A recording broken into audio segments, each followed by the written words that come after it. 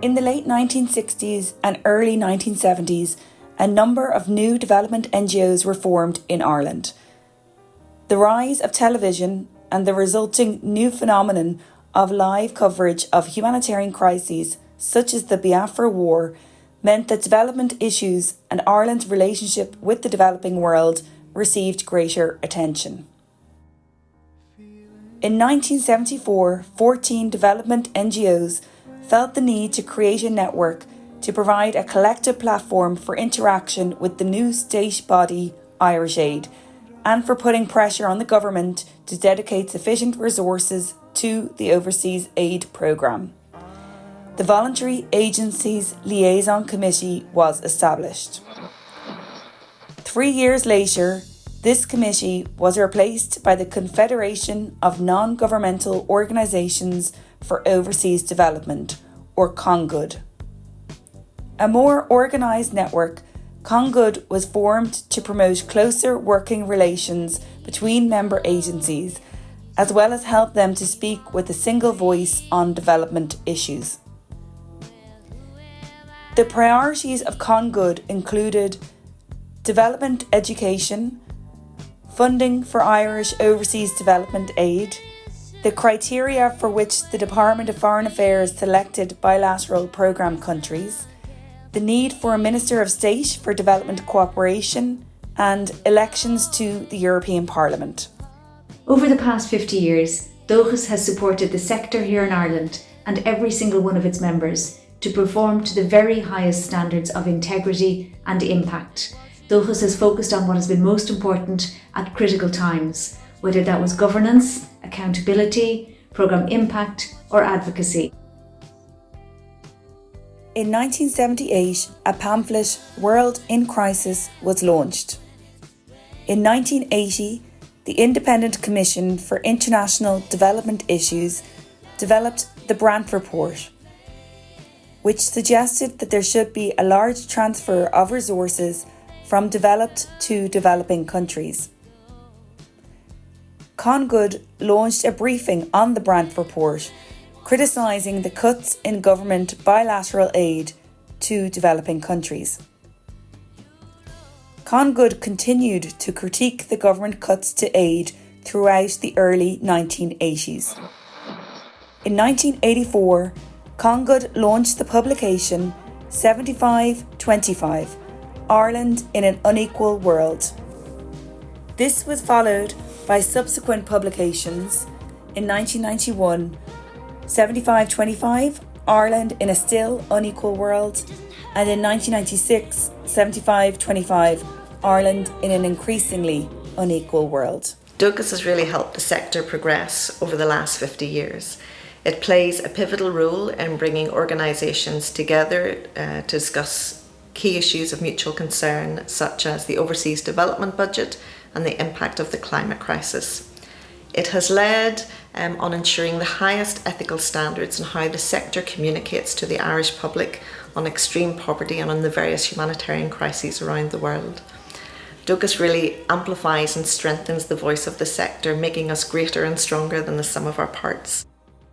In 1984, famine in Ethiopia spurred a large-scale response from the public in Ireland and around the globe. CONGOD pushed for Ireland and the EU to follow the lead of the Irish public and increase aid. The Disaster Appeals Committee in CONGOD launched one of its first appeals in response to the famine at the time.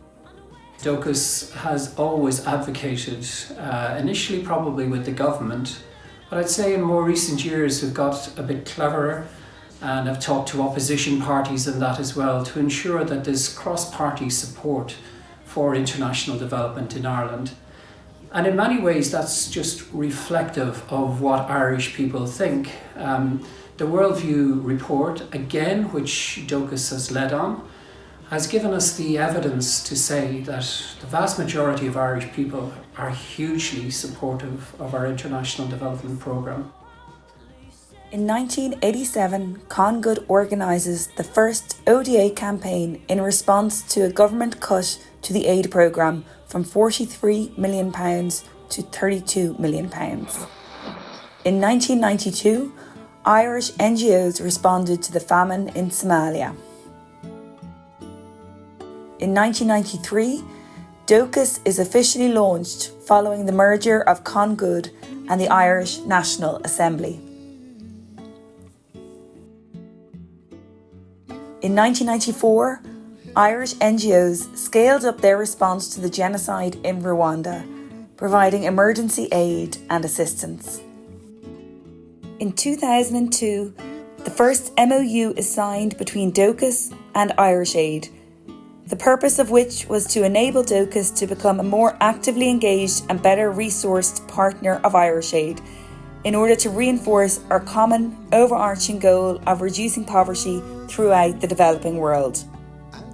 That year, Hans Zomer, the first director of Dochas, was appointed. And our role in development education, or global citizenship education, is to tackle the root cause of many of the challenges that the Dochas membership faces right across the world. Solidarity and partnership has been made much easier because of our membership of Dochas, and for that we are eternally grateful.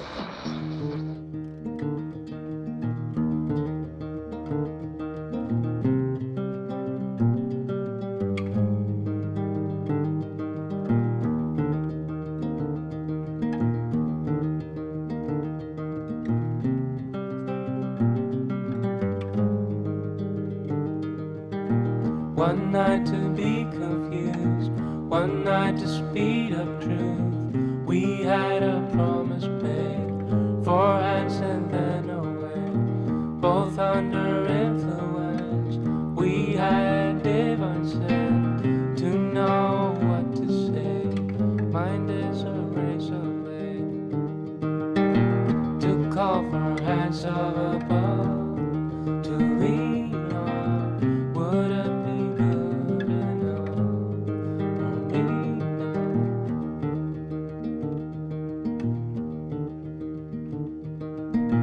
one night of magic rush, the start a simple touch. Whole families would die, the father, the mother.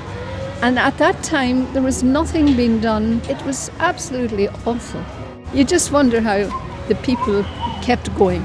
But the biggest thing that I know in Sierra Leone, I've seen through the war, I've seen through the Ebola, the people of Sierra Leone have the greatest ability to get up and go again. I don't know where they get their courage, but they have it.